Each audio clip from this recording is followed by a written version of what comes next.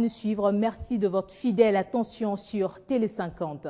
La deuxième réunion conjointe des ministres des Affaires étrangères et de la Défense des pays membres de la CIRGL et de la SADC s'est tenue à Luanda. Les participants venus des pays membres de ces deux organisations ont passé en revue la situation sécuritaire en RDC et dans la sous-région. La délégation congolaise a été conduite par le vice-premier ministre de la Défense Alexandre Lubatambo et le ministre des Affaires étrangères Raymond Chibanda, accompagné du coordonnateur du mécanisme national de suivi des ambassadeurs et experts en matière de sécurité, SADC et CIRGL. La réunion conjointe a apprécié à sa juste valeur les efforts fournis par les FARDC dans cette mission d'éradication des groupes armés nationaux et étrangers avec l'appui de la brigade de la MONUSCO. Suivez à ce sujet le secrétaire exécutif de la CIRGL qui donne ici le sens de la réunion.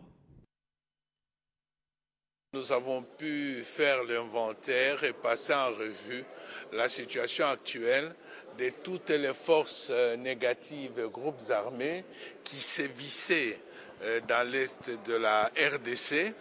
Nous avons apprécié les efforts fournis par les FARDC essentiellement, avec l'appui de la MONUSCO brigade d'intervention pour l'éradication et la défaite du M23, pour la destruction de toutes les places fortes d'Adef Nalou et pour la reddition de bon nombre des éléments du groupe Maï Maï.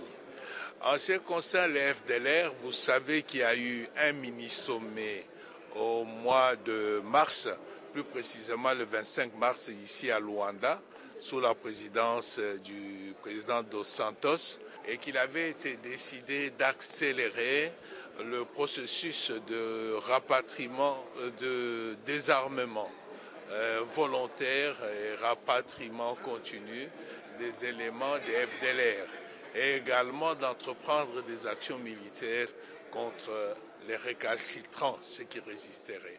Donc nous évaluons où est-ce qu'on en est et qu'est-ce qu'il faut faire pour renforcer la stabilisation de l'Est de la RDC.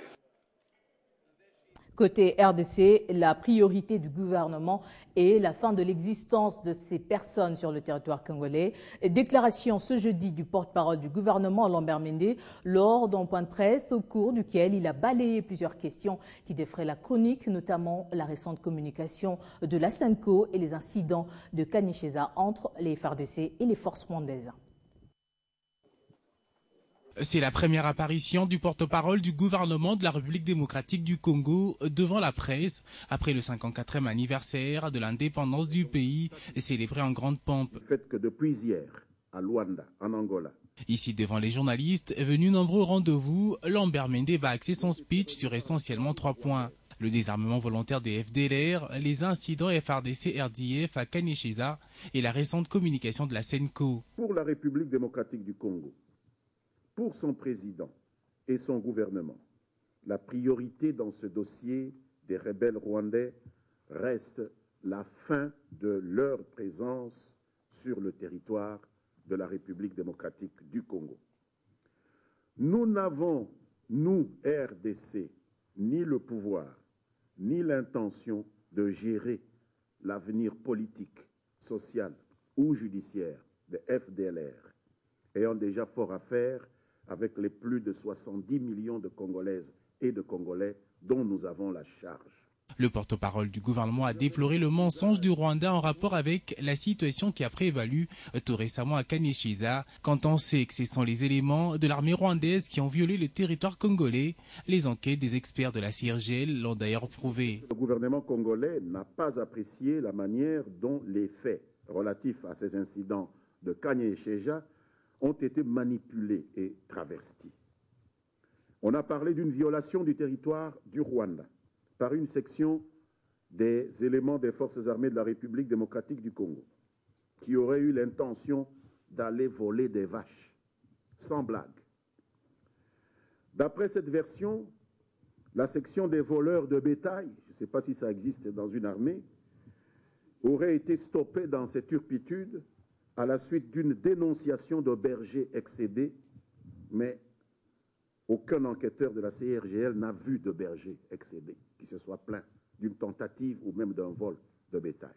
Par contre, pas de bras de fer avec la Senco, sa démarche est démocratique, mais il ne faut pas créer la confusion dans le chef de la population. L'article 220 de la Constitution ne sera pas modifié. En proclamant Urbi et Orbi sa désapprobation de tout mode de scrutin qui priverait, selon eux, le souverain primaire de son droit de désigner ses gouvernants et de participer directement à la gestion de la cité, nous craignons que la Conférence épiscopale nationale du Congo se soit lancée dans un débat politique où elle donne l'impression de penser à tort que les options fondamentales relèvent du dogme. Peut-être est-ce une déformation professionnelle. Au finish, le porte-parole du gouvernement tout souriant a annoncé que la République démocratique du Congo a été déclarée pays conforme à l'ITIE. Ceci à la suite de la tenue mercredi à Rio du conseil d'administration de cette structure. Et depuis cette annonce, les questions fusent déjà de partout quant à la performance de la RDC pour enfin être devenue éligible à l'ITIE, alors que le pays avait été suspendu, vous le savez, pendant 12 mois suite à son rapport de 2010 pour revenir à la conformité. Une question à laquelle a tenté de répondre à ce point de presse le porte-parole du gouvernement. On l'écoute. C'est à un effort surhumain que nous devons nous préparer maintenant et les bonnes habitudes que nous créons à travers les décisions que prend le président de la République, la tolérance zéro, à travers la rigueur qu'impose le Premier ministre et son gouvernement, c'est là les pierres avec lesquelles on construit le fait d'arriver au point qui satisfasse le conseil d'administration de l'ITIE qui a décidé de nous déclarer pays conforme. Ce n'est pas une génération spontanée. Ce n'est pas quelque chose qui procède de mise en scène, etc. C'est un travail de très, très longue haleine qui a été entrepris et qui doit se poursuivre et qui va se poursuivre. Puisque nous ne sommes pas arrivés là pour les beaux yeux de ces messieurs du conseil d'administration de l'ITIE. Nous ne sommes pas arrivés là pour faire plaisir à nos partenaires de la communauté internationale. Notre cible en faisant cela, c'est le peuple congolais, qui doit absolument être mise dans des conditions qui lui permettent de jouir des ressources congolaises, qu'elles soient minières ou autres. Et pour cela, il faut une gestion dépouillée de ces mauvaises habitudes que nous avons contractées. Processus électoral en RDC, l'étape de l'accréditation des acteurs de la société civile comme observateurs à long terme suscite un intérêt particulier, surtout à 6 jours de la clôture de la première phase de cette opération à Kinshasa. Ce jeudi, dans la matinée, la presse a fait ce constat au cours d'une visite guidée au lycée Chaumba qui abrite le centre d'accréditation. Fabien Lombala. Ils viennent de toutes les structures de la société civile plurielle. Leur souci, contribuer à l'organisation des élections locales, municipales, urbaines, législatives nationales et présidentielles crédibles à travers une observation objective du cycle électoral. Voilà pourquoi la CENI les appelle observateurs long terme. Ils ont pour la plupart des notions en matière des élections. Parmi eux, des hommes et des femmes engagés au sacerdoce. À 6 jours du dénouement de la première phase de l'opération d'accréditation, les candidats observateurs long terme se multiplient. Ils ont raison de venir nombreux, le pays est immense et la tâche sera laborieuse. Ils savent qu'ils joueront un rôle déterminant dans l'implantation de la démocratie et la gouvernance participative à la base à travers des élections voulues crédibles au niveau local, municipal et urbain. L'octroi du macaron, oui, mais il faudra leur dire ce qu'ils devront concrètement faire ce jour-là, d'où le temps encore favorable à consacrer à leur formation. L'observation à long terme vise à ce que les organisations s'impliquent dans toutes les phases du processus électoral. Le Congo-Kinshasa de demain, c'est celui que ses filles et fils préparent aujourd'hui. Et la société civile l'a bien compris, au-delà des pesanteurs internes et surtout externes que nous impose la gouvernance dite mondiale. À la primature, le Premier ministre s'est entretenu ce jeudi 3 juillet avec l'ambassadeur de la Grande-Bretagne à Kinshasa. Matata Ponyo et Diane Körner ont fait le point sur la situation qui prévaut actuellement en RDC. Il était aussi question au cours de cet entretien de revenir sur le dernier sommet de Londres sur les violences sexuelles dont ont pris part le vice-premier ministre de la Défense et la ministre du Genre et Famille. La création d'un réseau national en vue de combattre définitivement les violences sexuelles en RDC était aussi au menu. On parlait de la situation actuelle en RDC et bien sûr sur le programme de DFID et nous restons toujours un grand bailleur de fonds ici. Alors nous continuons à voir que la RDC c'est un pays prioritaire pour nous, c'est un pays très grand avec des grands besoins bien sûr après une histoire très difficile depuis 2 décennies. Et alors nous continuons à appuyer le pays, le peuple des Congo.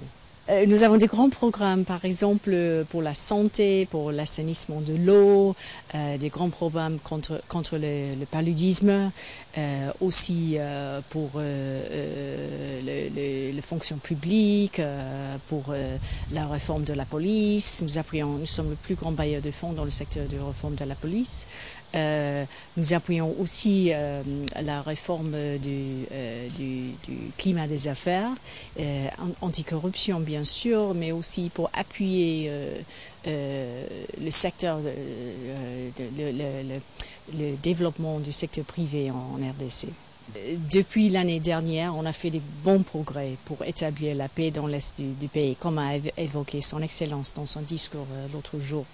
Et nous avons parlé de la situation actuelle et ce qu'il faut faire pour combattre les derniers groupes armés. Dans le secteur de la justice, on va parler du rôle d'un bâtonnier national dans l'appareil judiciaire. Et pour en parler, nous recevons dans ce journal un tout nouveau bâtonnier national. Il s'appelle Maître Matadi Wamba. Bienvenue. Merci, madame. Alors, vous êtes depuis quelques jours bâtonnier national. Alors, veut-on savoir comment on le devient? Sinon, comment l'êtes-vous devenu et quel est le rôle d'un bâtonnier national? Pour moi, c'est un retour parce que j'ai été élu bâtonnier national pour la première fois en 98. J'ai été réélu une fois en 2001 pour un second mandat qui s'est terminé en 2004. Puis j'ai quitté les affaires. Et alors là, le samedi passé, au cours de l'Assemblée de l'Ordre national des avocats, nous étions 3 candidats. Au départ, on était 5 candidats. 2 sont tombés en cours de route. Au final, nous sommes restés à 3. Et moi, j'ai recueilli les suffrages des avocats. J'ai été élu avec 73% de voix, bâtonnier national. Alors, quel est le rôle du bâtonnier national? Vous savez, nos barreaux, ici, sont fédérés. Devant chaque cour d'appel, il y a un barreau, et y compris à la Cour suprême. Et tous ces barreaux sont fédérés, forment une fédération de barreaux, qu'on appelle Ordre national des avocats. La mission de l'Ordre national des avocats, c'est de veiller aux intérêts de la profession, c'est de faire des règlements pour le fonctionnement du barreau, c'est de trancher en appel les conflits entre avocats et, en premier degré, les conflits d'honoraires qui opposent les avocats à leurs clients. C'est donc une mission d'unification des usages.